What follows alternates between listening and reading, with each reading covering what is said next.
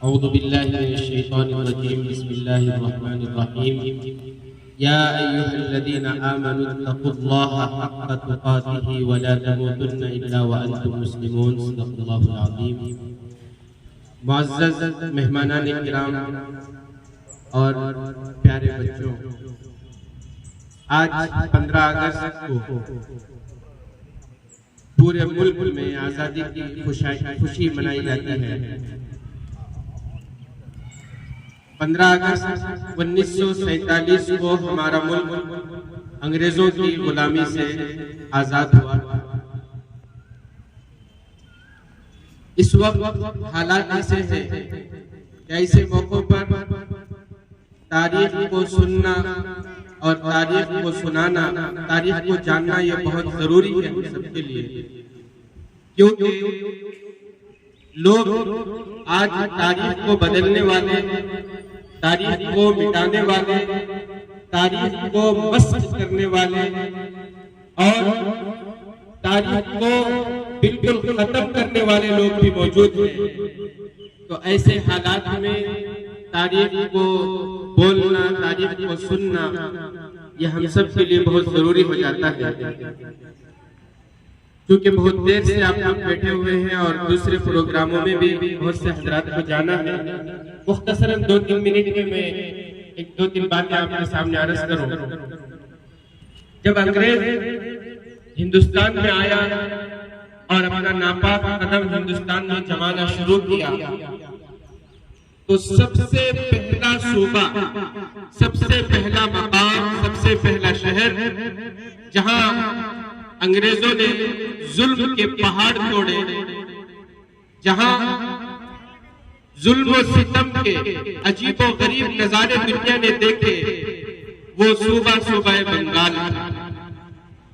East India company के नाम से अंग्रेज हिंदुस्तान के अंदर दाखिल होना शुरू हुआ और वो घुसता गया और कब्जा जमाता गया, और फिर जब पूरे बंगाल को उसने कब्जे में कर लिया और जिस वक्त बंगाल में उसने जुल्म सितम के पहाड़ तोड़े, लोगों की जान महफूज न रही, लोगों के माल महफूज न रहे, बहन बेटियों की इज्जतें महफूज न रही, जब पूरा बंगाल अंग्रेजों के कब्जे में हो गया और न लोगों की माल महफूज, न इज्जत महफूज और न ही लोगों के सर महफूज, ऐसे वक्त में सरजमीन हिंद में अंग्रेजों के खिलाफ सबसे पहले आलम बगावत बुलंद करने वाले, अंग्रेजों के खिलाफ जंग का ऐलान करने वाले, जिस वक्त तमाम हिंदुओं और मुसलमानों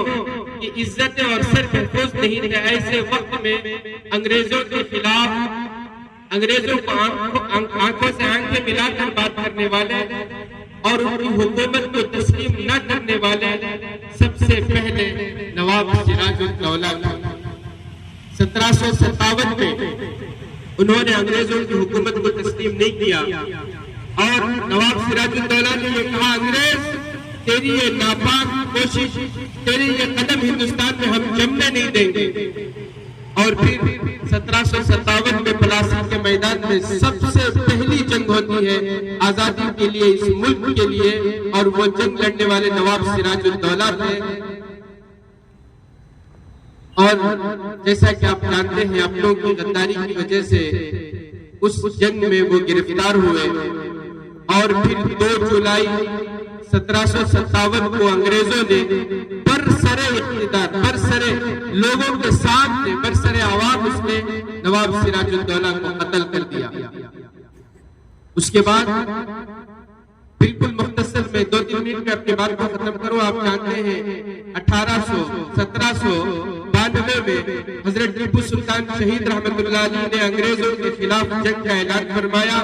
4 बड़ी जंगें हुई और हजरत टीपू सुल्तान शहीद रहमतुल्लाह अलैह ने ये जंगें अंग्रेजों के खिलाफ ऐसी लड़ी थी कि अंग्रेजों के दांत खट्टे कर दिए थे, अंग्रेजों की इमारतों में ज़लज़ला आ गया था और उनकी जड़ें हिल गई थी। हजरत टीपू सुल्तान शहीद रहमतुल्लाह अलैह के नाम से उनके बदन पर लर्ज़ा तारी हो जाता था।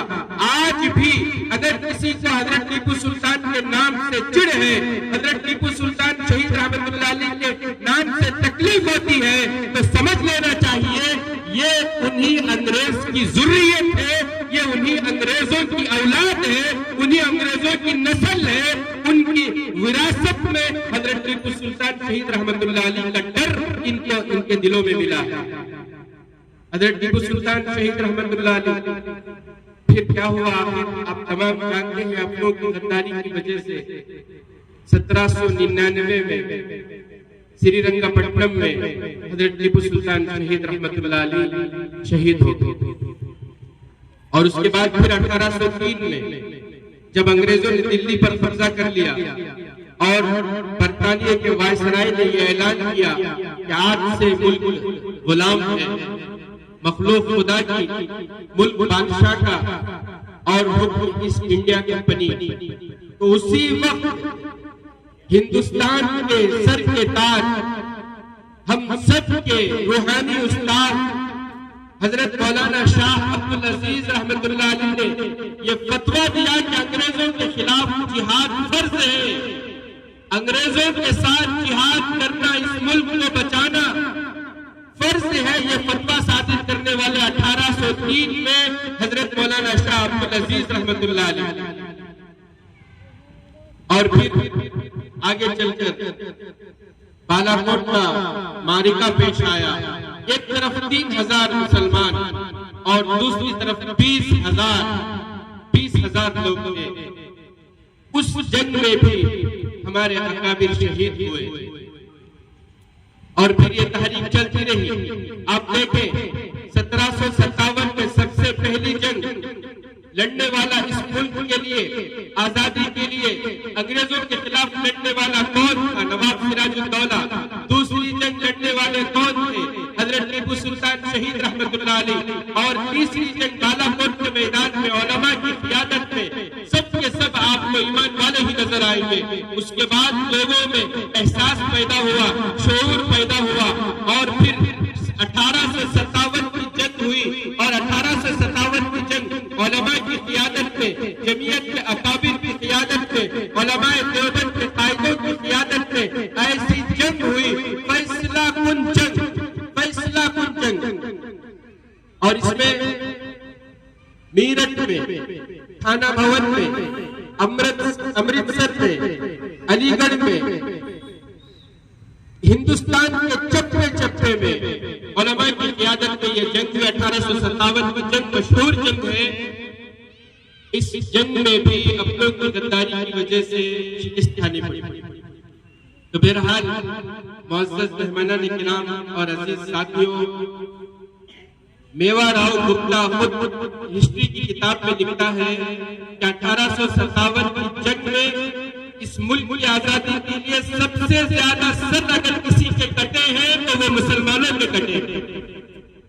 मेवा राव गुप्ता लिखता है कि मेरे अंदाजे के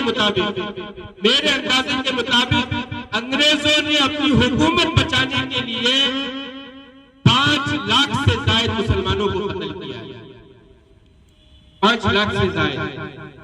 तब जाकर ये मुल्क आजाद हुआ। बिलाफिर ये तहरीक चलती रही 1857 से। फिर एक लंबी दास्तान है, 200-250 साल की वो लंबी दास्तान है। और फिर बरादरान वतन भी आए और उसमें शरीक हुए। फिर गांधी जी आए और फिर बहुत से मुजाहिदीन आजादी आए और सब मिलकर लड़ते रहे। बिलाफिर 15 अगस्त 1947 को हमारा मुल्क मुकम्मल तौर पर अंग्रेजों की गुलामी से आजाद हुआ है। दुआ फरमाएं अल्लाह तबारक व तआला हमारे मुल्क में अमन व अमान को कायम रखे। आज भी बहुत से लोग जो मुल्क के अंदर बदअमनी फैलाना चाहते हैं, जो मुल्क में आपस में एक दूसरे को लड़ाना चाहते हैं, हिंदू मुस्लिम का बीज बोकर दिलों में नफरत के बीज बोना चाहते हैं, उनकी वही पॉलिसी है जो अंग्रेजों की पॉलिसी थी।